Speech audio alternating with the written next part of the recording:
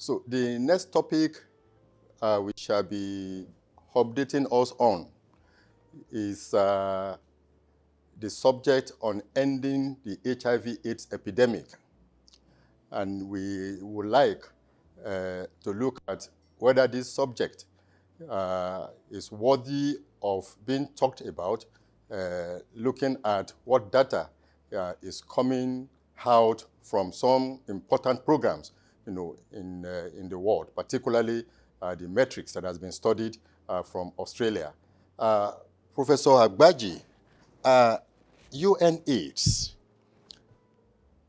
has this policy out that it is possible to declare an end to AIDS epidemic by the year 2030.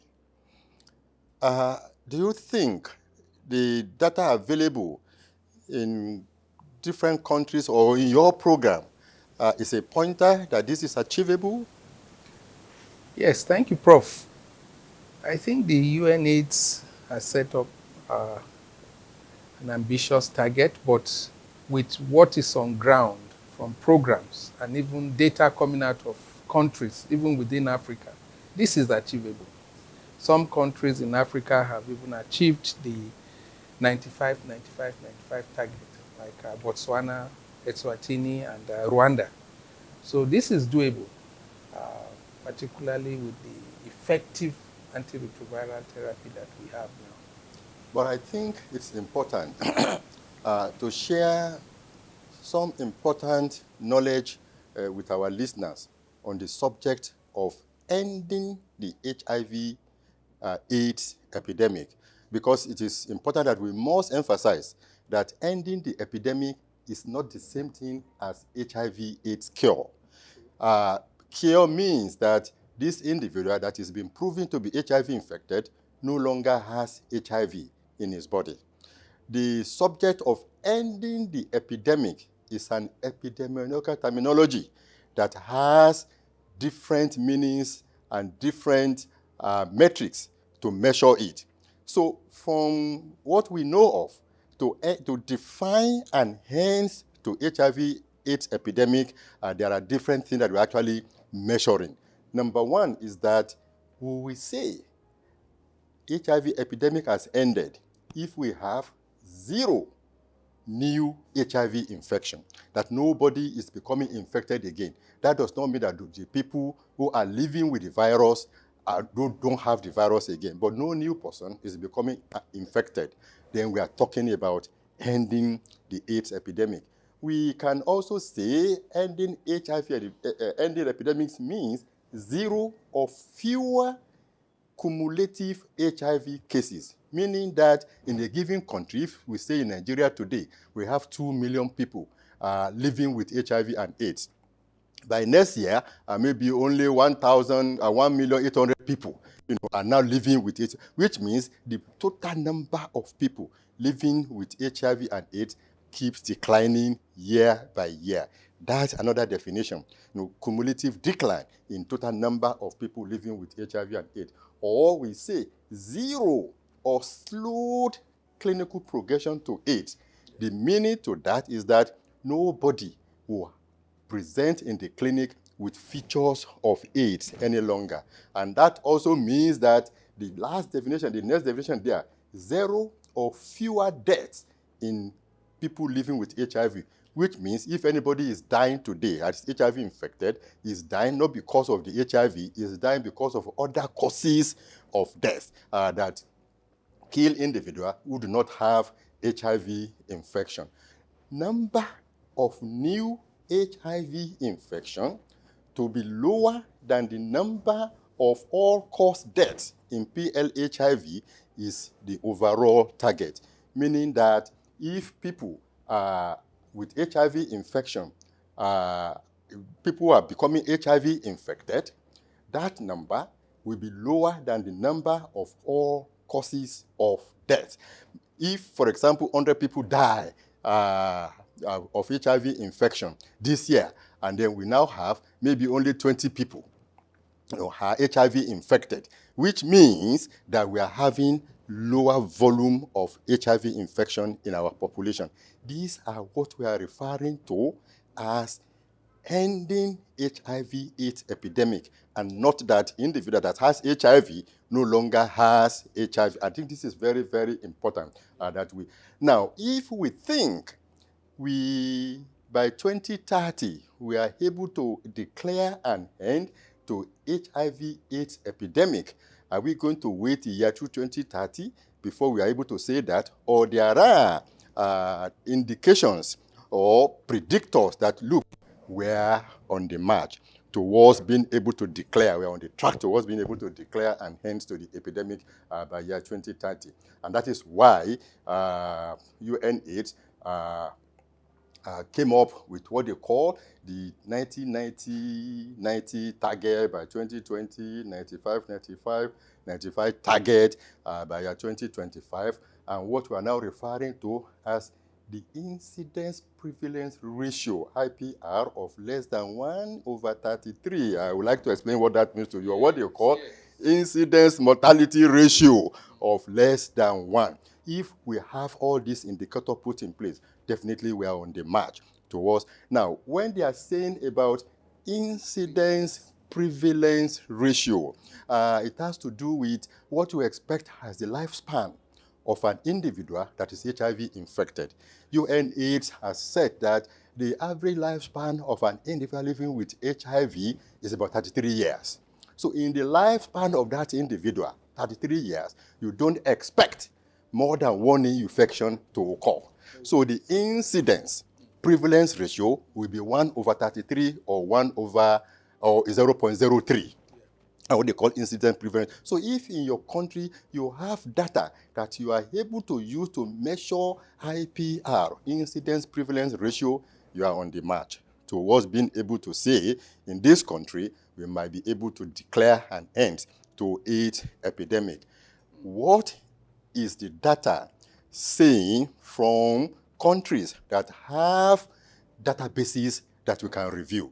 And one country that has that database is Australia, which it presented in June 2023 at the IAS meeting. What they came up with, I can quickly just look at this, what I titled Global March Towards Ending the Epidemic. This is UNAIDS slide.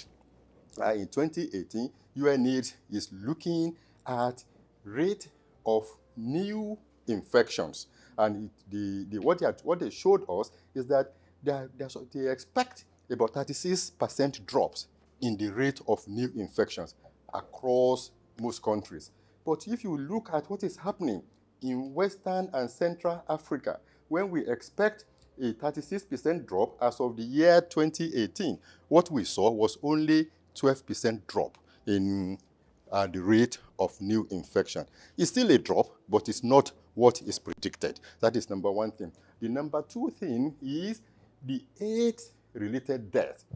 We expect also a 36% drop. We do not want a situation where people that live with HIV and AIDS will be dying of HIV and AIDS. In this particular metric, I think most countries are doing very well. You can see that most countries, the AIDS-related death has dropped by 30%, except in few countries, particularly the Middle and the Northern African countries.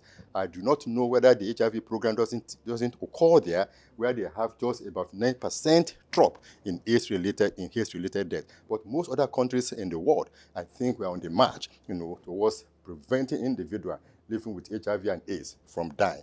Now, in Australia, they measured significant, they presented significant data to show that that country is on the march towards ending the AIDS epidemic by the year 2030. And I think for most other countries that have similar programs, the situation might actually be similar.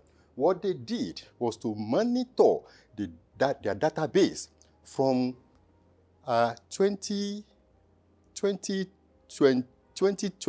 2001 up to 2021. That was like about 20-year database analysis. So it's very, very robust. So whatever is coming from such a robust data analysis must be meaningful. And this is why it is important that we review what Australia team presented. So that team was led by Dr. Gray and his team. The important point that they show to us is that you can see, okay, this is you can look at this data from 2001 up to 2021. They were monitoring new HIV infections.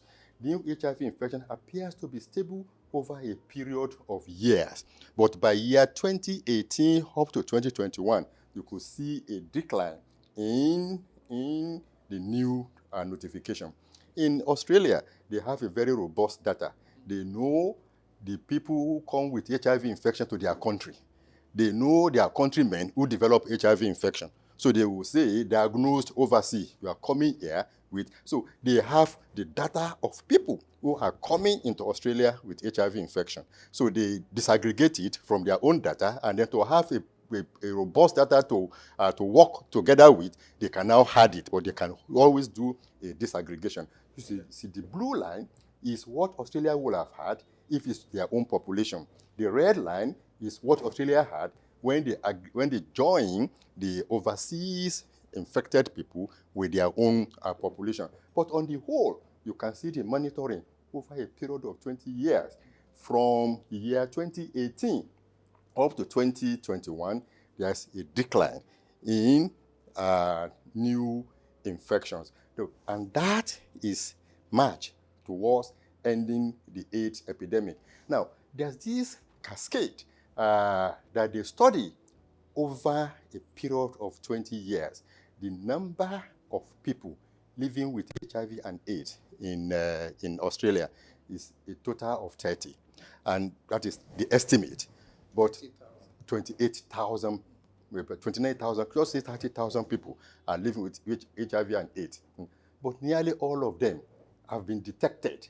Diagnosed is 26,000. So meaning that more than 91% of people estimated to be living with HIV and AIDS in Australia have been diagnosed. And that is a very big step. You can also see that of those that have been diagnosed, but the UNAIDS policy is that 90% of people should have been diagnosed by 2020.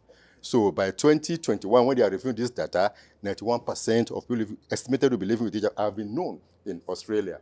You can also see that of those 26,000, 25,000 of them are already on treatment. That's about 91 point something percent. And of those that were on treatment, 97% of them have achieved the goal of therapy, meaning they have achieved virological suppression. The importance of that is that those people who are on treatment will not be infectious to other members of the population. But we can see that Australia appears to be on the march towards being able to declare an end to AIDS epidemic by the year 2030. But they are not resting on their horse, because with all this data, they still study what they call gaps. The gaps they emphasize is seen in the other slides. They are showing gaps to show that we have estimated 30,000 people to be living with HIV and AIDS. We have identified 26,000 people and put them on therapy. Where is the rest 3,400 people? They are looking for them. Now, we have initiated 25,000 out of 26,000. Where is on therapy? The other 1,000, why have you not initiated them on therapy? They consider that as a big gap. And of course, the last gap that they are talking about is those 3% that are on therapy and have not achieved the goal of therapy, meaning that virus should not be detectable in their blood. They emphasize it as a gap. And you see, now to look for 3,000 patients among 25 million people becomes a Herculean task. Because if you are looking for 3 million people among 30 million people, it's a lot easier. But you're looking for 3,000 people among 30 million people, is a lot. That's why in Australia from this, from the opinion of people that presented this data at Australia. Yes, the take-home point in that study is that Australia has met the 90 target and is on track for 95 target by 2025 if current trend continues.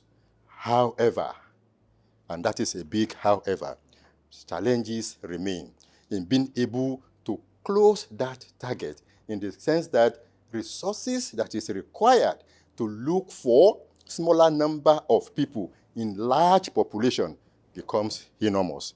And then they need to re-strategize for in such a way that you are able to get to the smaller number of people that may be a source of transmission of the virus in the population. So we think that data is key. Data is very germane. If there's no data, you can't begin to plan. I hope in our country we can have reliable data like the people from Australia came to present. What do you think? What do you know about our data in the country? This is a very critical matter, Prof. And the experience from Australia has shown that if you have data, you can plan. And so we really need to be sure that our data is something we can rely on so that we can plan well to be able to achieve epidemic control. Outside this meeting, I had you discussing something, Prof. Babafemi Taiwo, that Nigeria is treating more than the estimate. What did you say that time? I didn't get it right. Well, our estimated population was about 1.9 million, actually. But we have over 2 million people right now on treatment. And we estimated we have 1.9 million people living with HIV and AIDS. Yes. Something is wrong somewhere. Something is wrong somewhere with the data. And this is happening even at program level. Are you recommending we really need to invest on proper data management, data collection, data quality? I think it has to do with issue of duplication of clients. And some clients are registered in more than one facility and so on. So it's important that we're able to validate the numbers. That's the critical thing. So I think we'll bring this up the next time we are meeting, reviewing the national treatment guideline, on the subject of numbers, in the country. I thank you for your perspective.